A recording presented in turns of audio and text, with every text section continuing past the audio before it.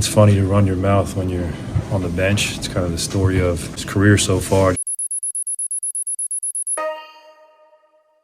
Today's feature, Ja Morant, tells the story of a player once positioned to become the face of the NBA. Instead, he became the perfect example of how to lose that opportunity. The league promoted him, fans adored him, and his rise was supposed to be the clean handoff into the post-LeBron era.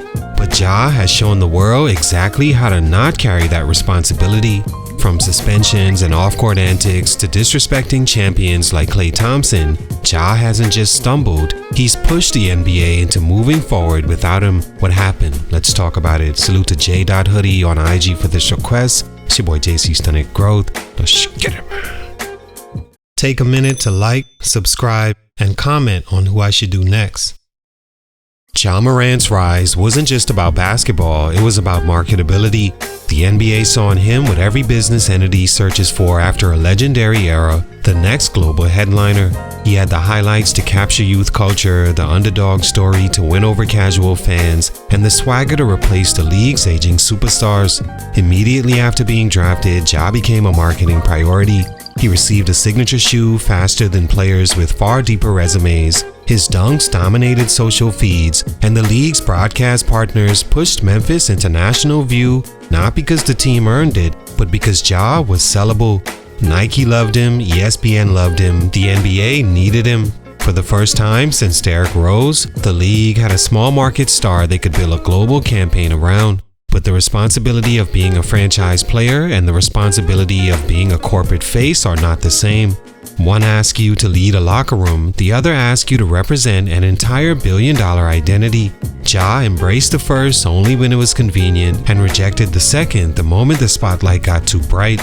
The machine pushed him forward, Ja pushed back. Stunt number 1, the NBA can't promote him. Being the face of the NBA isn't a basketball award, it's a corporate position. It means representing a global product that families buy into, sponsors attach their names to, and international audiences welcome into their homes. The league's biggest concern isn't whether you can dunk on anybody, it's whether you can be trusted as the publicly traded identity of the NBA. And trust doesn't come from talent alone, it comes from consistency, accountability, and predictability. The exact qualities Ja Morant has yet to show the league he possesses. When Ja's star exploded, the NBA moved quickly. He was pushed into national TV slots, his shoe was fast-tracked. The league wasn't just promoting him, they were transitioning him. LeBron, Steph, KD, the current era is aging. A new face must be polished and willing to carry the business into the next decade. Ja could have been that guy, highlight-driven, charismatic, loved by younger fans. But being a marketable player on TikTok doesn't automatically translate into being marketable in global boardrooms. Corporations don't sell unpredictability, they sell stability, image, and security. Look at history. Michael Jordan, flawless brand example, endorsed everywhere. LeBron James, no scandals, clean voice of the league for a generation. And Steph Curry, the NBA's most parent-approved superstar ever. Even Kobe Bryant, despite being one of the best to ever play, never officially became the face because one off-the-court incident nearly derailed the entire NBA's corporate identity. Kobe recovered with rings and character, but the league never fully put their brand in his hands again. Ja hasn't come close to that level of legacy, yet he's already damaged the one thing the league needs most from its lead spokesman. The assurance he won't embarrass them tomorrow. The NBA invested in Ja Morant like he was its future. Then Ja reminded them that he still sees himself as a celebrity first and corporation last. The league didn't strip anything from Ja, they simply stopped helping him pretend he was ready. Stunt number 2, too unpredictable to invest in. There's a golden rule in sports business: unpredictability doesn't sell. Brands don't gamble on individuals whose decisions could flip their image overnight. When a player becomes the face of a franchise, there's risk. But when a player becomes the face of the league, the risk multiplies across every television partnership, every arena, every jersey, every foreign market, and every child wearing the new shoe. The NBA once believed Ja Morant was worth that risk, until he proved he wasn't. Nike fast-tracked Ja to signature shoe status, something reserved for players the company believes will define an era.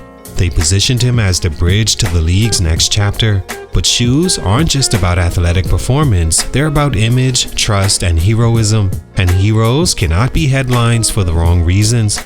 Nike didn't pull Ja's line completely, but the marketing push, the commercials, the storytelling, the hero campaign quietly disappeared.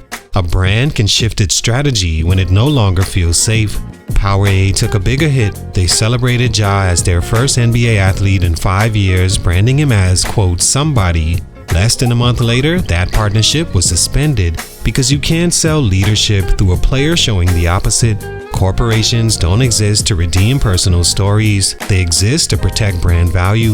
When Ja repeatedly behaved like someone eager to prove he wasn't the responsible figure he was being paid to be, those same corporations realized something crucial. They cannot script a global narrative around someone who refuses to follow a script. Ja's decisions didn't just hurt his image, they made him unstable as a product. And once a player becomes unreliable in business terms, the league has only one response: move the spotlight to someone else. The NBA didn't lose faith in the power of stars, they lost faith in Ja's willingness to be one. Stunt number 3, disrespecting the system he was supposed to lead.